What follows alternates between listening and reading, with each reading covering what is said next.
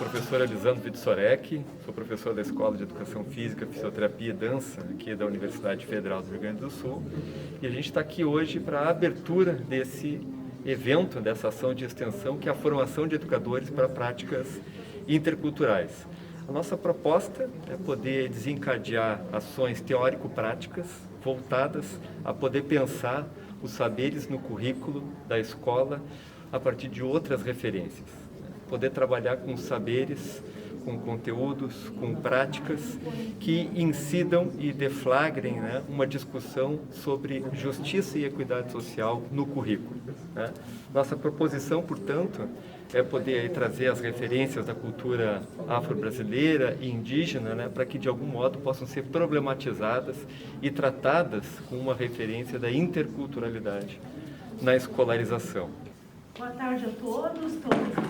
É um prazer enorme estar aqui com vocês, colocando em prática esse projeto, que foi um processo de muitos pensares, muitas perspectivas, e de alguma forma é um projeto onde a gente está dando um pontapé inicial, algo que a gente sabe que é trabalhado, a questão de temáticas de negritude, mas pensar essa formação de professores a partir dessas leis, desde 1639, 1645, ainda é um desafio muito grande, quando a gente pensa a questão da educação pública. Como fazer para essas datas não serem apenas algo pensado lá em maio, no dia 13, ou lá no dia 20 de novembro. Então, para isso a gente precisa, de alguma forma, pensar junto e se capacitar esse professor, mas capacitar de uma forma coletiva, através desses vários pensares. Então, trazendo todo esse conhecimento, discutindo essas questões de decolonialidade, interculturalidade, para a gente conseguir chegar num denominador comum, que consiga tratar, desmistificar muita coisa e trabalhar a questão cultural negra, como uma cultura e uma identidade. Então, eu sou professora do Instituto Federal, eu sou fruto de ações afirmativas. Eu digo muitas vezes para os meus alunos que dificilmente eu estaria hoje na posição que eu estou se não fosse uma bolsa, de uma bolsa social na PUC, que eu consegui na época em 2006, e a partir disso eu comecei a pensar de que forma eu poderia retribuir. Meu nome então é Silvia Rodomatos, a minha formação é em Educação Física, dei aula na rede pública estadual, da 28ª e na primeira CRE, me afastei, hoje eu estou atualmente no ramo de empresária, no ramo de telecomunicações, trabalhando com internet, sou sócia do meu irmão é diretor da empresa. Mas mesmo se afastando da educação, nós tivemos a ideia de se juntar e formar um Butucama no município de Viamão, então de uma forma assim, de não se afastar tanto da educação. Então o grupo que se montou, então eu sou sócia efetiva e fundadora do Butucama. Então a nossa ideia é trabalhar em prol da comunidade, com foco do protagonismo, dando empoderamento para o povo preto.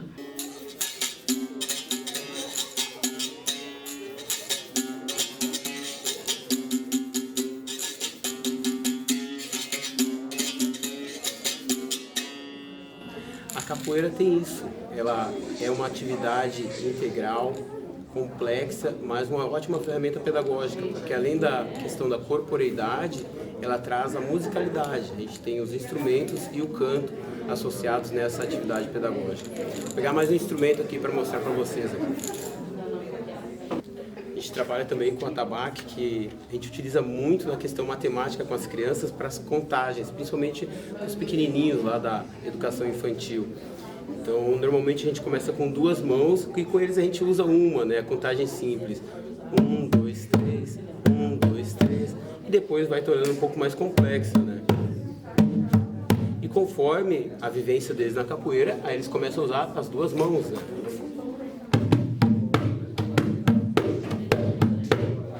Esse é um dos instrumentos. E outro instrumento muito bom que a gente utiliza é o pandeiro. Esse aqui é um instrumento que eu dou a dica sempre para todos os professores, pelo preço, né, que é mais acessível, e também pela facilidade de lidar com ele. Borboletinha tá na cozinha, fazendo chocolate para a madrinha. Titi, perna de pau, olho de vidro, eita, pau, pau. Tá, pessoal? Então essa é a ação pedagógica que a gente busca trabalhar corporeidade, musicalidade, sempre com intencionalidade pedagógica e intencionalidade social. Esse é o papel da capoeira dentro da escola. Obrigado. Quais são os super-heróis das crianças? Que elas vão responder. Hulk. O que mais? Homem-Aranha, Super-Homem. Vamos ver se eu consigo aqui, tá? Vou usar aqui a mesma mesa. E aí eu pergunto, os super-heróis. O que fazem com os super-heróis? Superpoder. E eles usam superpoderes contra quem? Contra os vilões. O que eles fazem contra os vilões? Eles lutam. Aí eu falo assim pra eles: esses super-heróis são de mentira ou são de verdade? Aí eles começam assim, tem uns que chegam a dizer que é de verdade, né? Eu falo, tá, mas eles existem mesmo? Tá, o que eles fazem desses super-heróis? Ah, eles já salvam as pessoas. Vocês conseguem me comprovar que eles salvaram alguém? Não, senhor, é de mentirinha.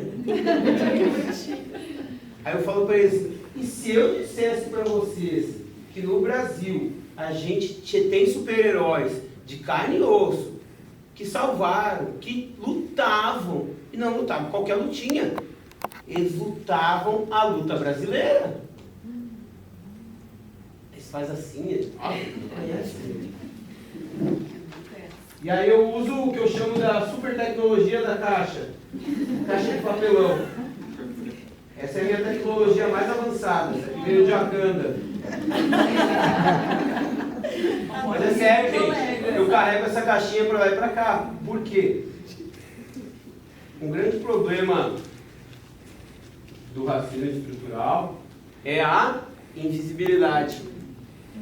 Não adianta eu ler o livrinho e não mostrar quem escreveu. A criança tem que ouvir a história e ver a pessoa negra. Ela tem que ouvir a história e ver a pessoa indígena. Ela tem que aprender a capoeira e saber que aquilo ali é resultado desses homens negros que resistiram, desenvolveram, fizeram com que continuasse a capoeira, mesmo quando ela era crime, era reprimida. E eu digo para eles assim, ó, vocês conhecem os professores, né? Acima do prof, sabe o que vira depois? Mestre. Ah, mestre de judô, de kung fu. Não, mestre de capoeira. Eles existiram numa época e era proibido. É mesmo? É. Eles têm que ver. Sempre assim, eu peço sempre, para quem vai falar com as crianças, eu levo minha caixa onde eu vou. Se eu vou falar dos lanceiros negros, levo a caixa, imprimo o maior que eu puder. Se no dia que a escola tiver uma impressora A3 colorida, eu vou imprimir A3. Eu vou contar a história inteira e vou fazer assim, ó, 20 vezes, 30 vezes, para aquilo fixar e aquilo começar a provocar realmente uma mudança cultural. Porque o problema assim da lei em si, a lei existe. E aí a gente se prende, eu tenho que ter uma intencionalidade pedagógica. Mas eu sempre cutuco as pessoas, além da intencionalidade pedagógica, eu tenho que ter uma intencionalidade social. A lei ela não vem, na verdade, para dizer que eu tenho que ensinar este ou aquele conteúdo. Isso acontece para que haja uma mudança social. E a mudança social é combater o racismo. Seu encanto me fascina, você é quem me faz sonhar. Boa tarde, eu sou a professora Letícia, sou professora de Arte e Educação da Escola MF Victor Isler. aqui no bairro Mário Quintana, e sou criadora do projeto Batucação. O projeto Batucação surgiu em 2016, a partir de contações de lendas dos orixás em sala de aula e também da minha percepção de que os alunos afro-religiosos precisavam desse espaço de legitimação da sua crença e da sua fé dentro da escola. É um projeto que conta com o apoio da professora Gabriela. Nós atendemos um grupo de tamboreiros, meninos que tocam tambor, e um grupo que faz a dança. A pandemia nos prejudicou bastante, né? Nós somos do bairro Mário Quintana, é um bairro extremamente fragilizado, as questões sociais. É um projeto do qual eu me orgulho muito, faço muita questão de que ele se mantenha, principalmente por compreender a importância que ele tem para essas crianças, né, que tem a sua cultura valorizada, que amplia a sua autoestima, e para entender também o processo de inserção dessa cultura dentro da escola, né, de perceber o quanto o tambor de batuque é um instrumento de resistência da cultura afro-gaúcha. E que tem um sucesso muito grande dentro da comunidade, tem um apoio muito grande das famílias e uma procura imensa dessas crianças pela oportunidade de realmente estar tendo a sua fé e a sua crença e o seu momento de trabalhar com outras lógicas dentro da escola. É um processo bastante bonito de criação das nossas apresentações.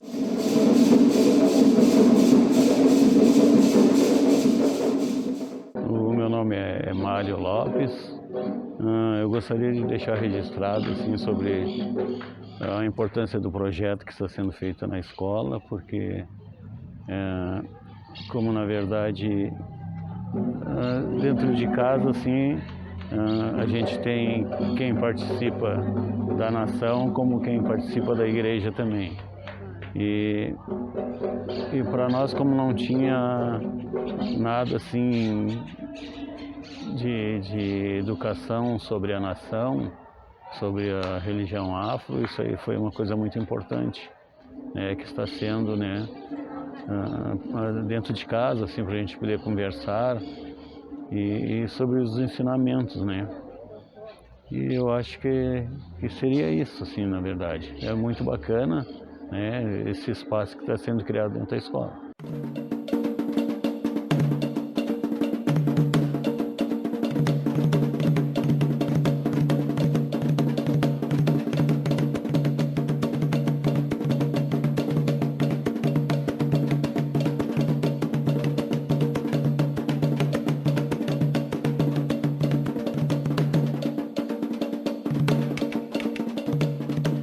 Meu nome é Elisandra, eu sou a mãe da Maria Clara, que participa da dança de afro-descendente da escola.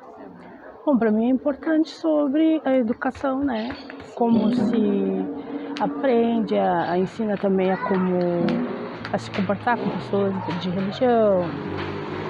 Tem um ensinamento, um fundamental bem importante assim também. Eu acho que ficou mais, vamos se dizer, mais leve, que a gente pode conversar, a gente pode debater também um pouco em casa, né? A gente debate e a gente explica mais, aí às vezes eles debatem, fazem perguntas, né? Como que santo é aquele, coisa e tal. É vento que sopra no meu coração. Cultura mesmo, né? E ao conhecimento da cultura africana, dos povos africanos, muitas vezes por ser trabalhado de forma mais artística, assim, não, né, de novo, que a arte não tem importância, mas no sentido muito de apreciar, né? Vamos apreciar aquela dança, vamos apreciar aquela pintura, mas uma falta de conhecimento sobre o conhecimento e sobre a ciência mesmo produzida, né? Na perspectiva dos povos africanos, né? Então, a gente entende que tem que ir um pouco mais além, né, do que isso que a gente tem conseguido propor dentro da escola. Esse tema a Carol vai falar um pouco mais hoje, né? Porque a gente acaba que nem isso, acaba trabalhando muito em momentos festivos, né? Vamos trazer uma dança africana, vamos trazer, né, uma apresentação, alguma coisa, mas dentro do conteúdo de sala de aula, dentro do currículo oficial, muitas vezes esse conteúdo não está contemplado, como se os povos africanos não tivessem produzido conhecimento, né? Como se fosse tudo numa base só de apreciação. Eu sou Karen Santiago, sou aluna do 5º semestre da licenciatura em Pedagogia do Campus Alvorada do Instituto Federal. Sou poeta, escritora. A minha primeira intenção ao começar o curso foi mesmo no descumprimento das leis 10.639 e 11.645. E eu acredito que iniciativas como essa, além de nos instrumentalizar muito para propor alternativas mesmo para uma educação descolonizada e antirracista, num município onde a gente tem resistências muito grandes, assim, tanto nos planos políticos pedagógicos das escolas, como no engessamento dos currículos. As iniciativas são sempre muito pontuais, partem sempre pessoalmente de cada professor, dos seus estudos e da sua intencionalidade na sala de aula. Acompanhando as aulas do 1º e do 2º ano, eu pude perceber que são poucas as iniciativas que são bem aceitas pela comunidade. E eu acredito que esse encontro de hoje do curso, a temática que foi abordada hoje, nos instrumentaliza e nos dá uma dimensão de como buscar maneiras de burlar esse sistema que termina determinando que essa escolarização seja feita sempre de um jeito que deixa de fora, trata sempre como o outro a questão étnico-racial, o respeito às diversidades e a educação antirracista. Então, a cosmobiointeração, que é o conceito, né, que eu estou trazendo hoje. Um conceito muito interessante mesmo, porque ele está muito assim vinculado com como as pessoas enxergam o mundo a partir da tradição de matriz africana.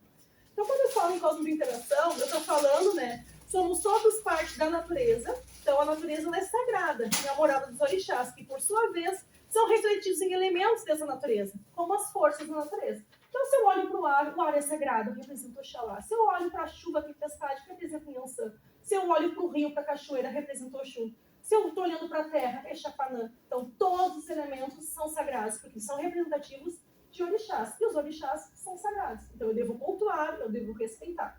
Certo? Então, esses conhecimentos eles são saberes aprendidos através da oralidade, né, dos mais velhos para os mais novos. Conhecimentos esses transmitidos dentro das terreiras, que são esses microcosmos, né, espaço de representação cultural, de resistência e de ressignificação das comunidades nas quais a população negra é maior, né, sentimento de coletividade, os mais velhos, as benzedeiras. Quem não conhece uma avó que benze, gente?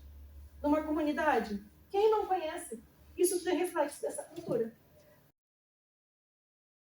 Olá, sou Ramon Paranhos, sou professor da rede municipal de Porto Alegre, professor de língua portuguesa na MF América e também sou estudante de doutorado na Universidade Federal da Bahia, então sou oriundo de Salvador, da Bahia, e estou aqui morando desde agosto, mas trabalhando aqui desde abril na rede municipal.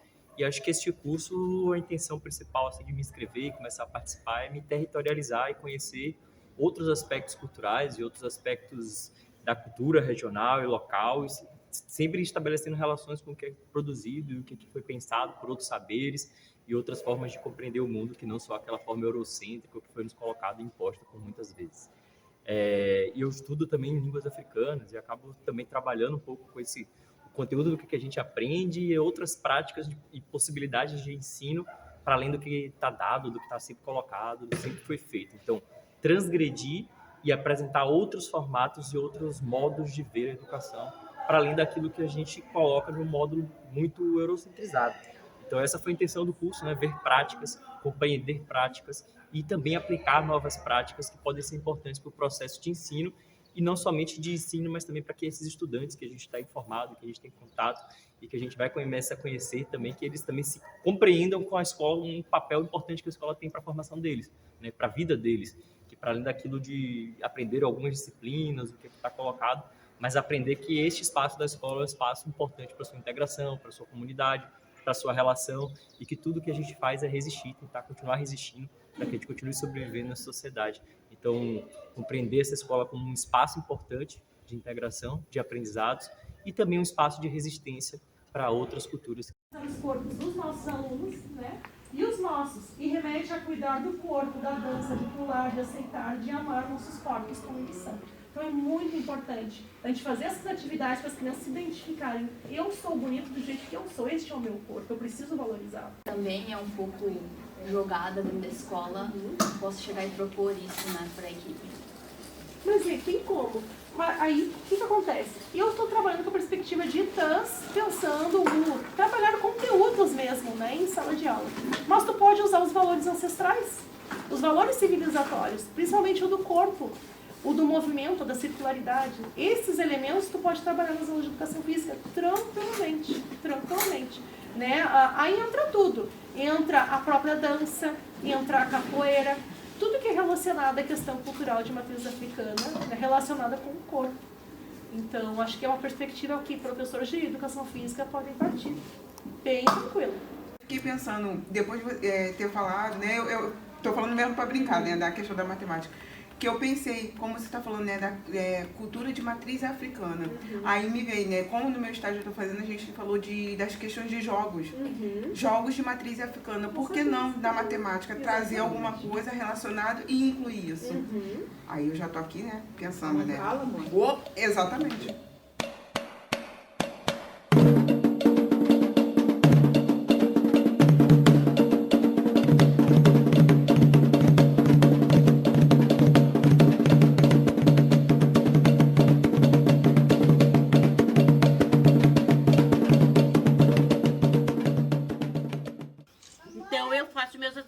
Eu apresento, tenho lá em Viamão, lá eu tenho a banquinha de quarta e sexta-feira, eu levo lá, né, pra gente poder vender, arranjar fundo para nós poder lidar com o quilombo. A pessoa tem que vir aqui para certificar mesmo que aqui é um quilombo, como é a nossa vivência aqui dentro.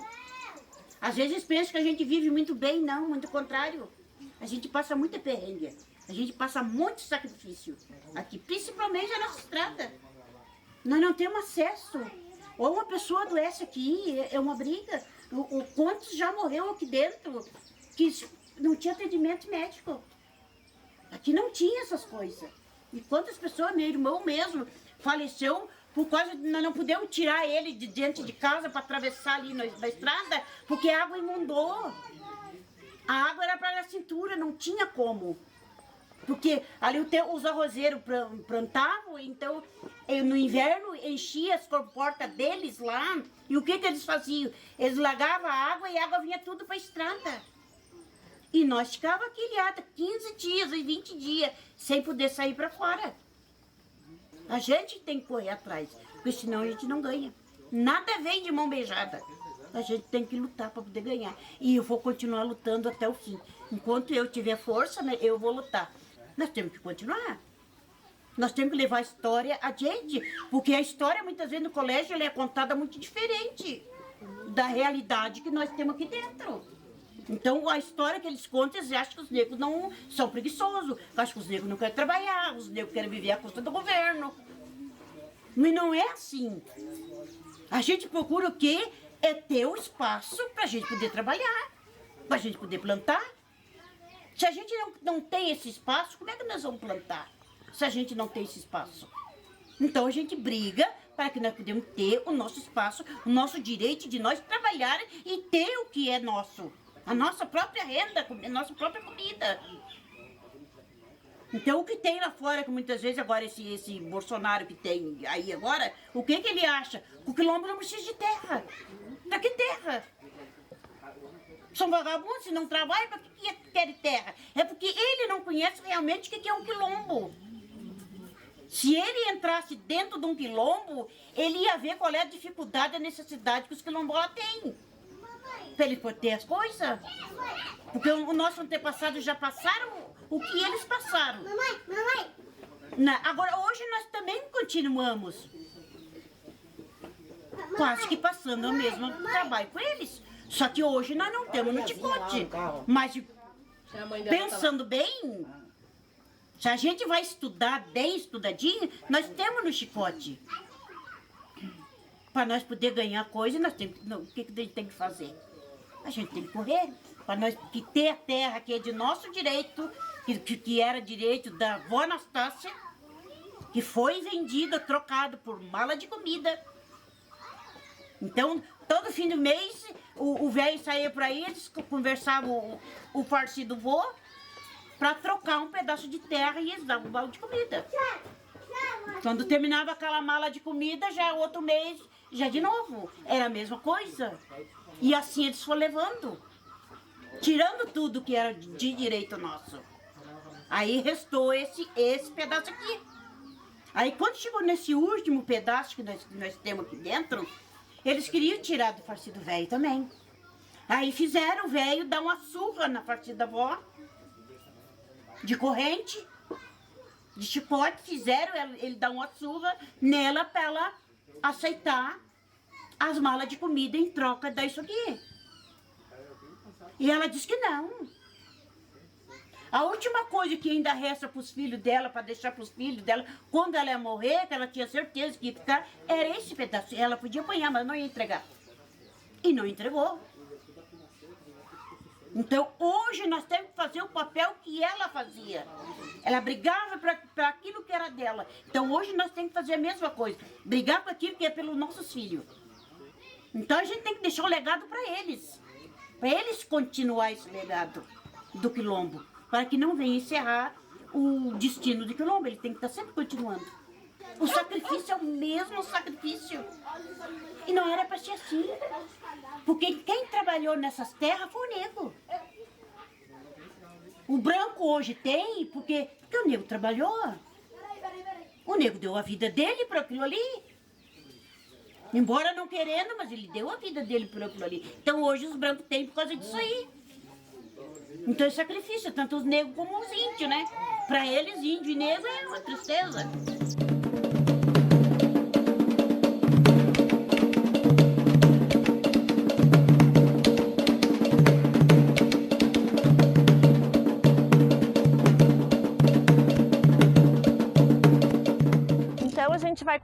Hoje a gente vai fazer uma aula que eu fiz com os meus alunos e alunas, as minhas turmas de 7º, 8º e 9º ano, que é uma aula sobre corpo e ancestralidade.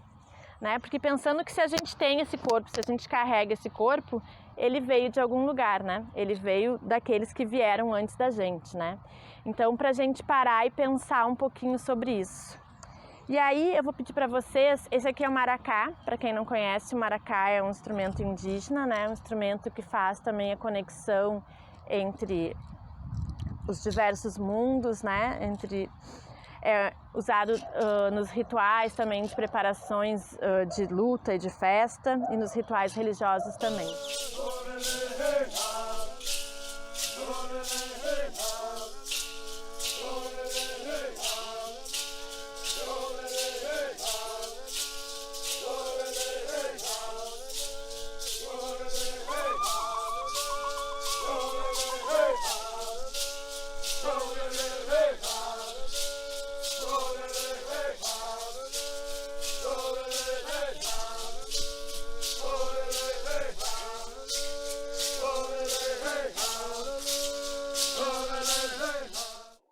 A resiliência nos descreve, fortaleza e realeza que carregamos no ori dos nossos orixás.